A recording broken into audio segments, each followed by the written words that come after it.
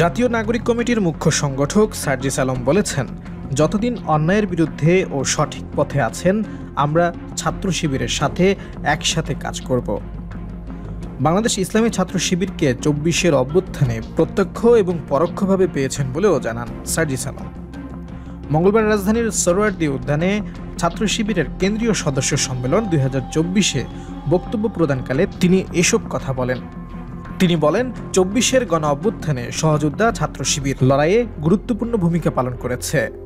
একটি কথা স্পষ্টভাবে বলতে চাই, কেউ কোনোদিন কোনো সত্যকে চাপা দিয়ে রাখতে পারে না। সত্য প্রকাশ শুধু সময়ের ব্যাপার। তিনি বলেন, বিগত ১৬ বছরে খুনি শেখ হাসিনা যাকেই পটেনশিয়াল থ্রেট মনে করেছিল, নানা উপাধি তকমা দিয়ে ব্লেম গেম খেলায় মেতে উঠেছিল। অনেক নিরপরাধ মানুষ আলেম ওলামাকে শুধু তার পটেনশিয়াল থ্রেট মনে করার কারণে জেলখানা থেকে শুরু করে হামলা, মামলা, নির্যাতনের মাধ্যমে হত্যা করেছে।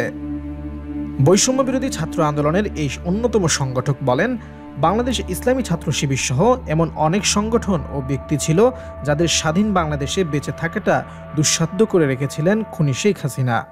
আমরা আমাদের জায়গা থেকে একটা কথাই বলতে চাই, খুনি শেখ হাসিনা আপনাদের সহ অনেককেই যেভাবে প্রেজেন্টেশন করার চেষ্টা করেছিল, বর্তমান বাংলাদেশে সেটি কেউ বিশ্বাস করে না। বর্তমান প্রজন্মের ততটুকু বিবেকবোধ আছে বলেই ফ্যাসিস্টকে বিতাড়িত করেছে।